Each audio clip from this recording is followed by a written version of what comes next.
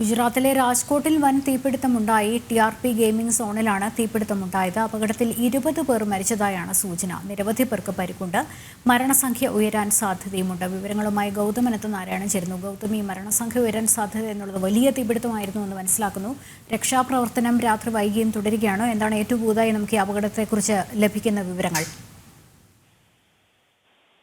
ലക്ഷ്മി, ഉച്ചതിരിഞ്ഞാണ് രാജ്കോട്ടിലെ ഈ ഒരു മാളിൽ വലിയൊരു തീപിടുത്തം ഉണ്ടായത്.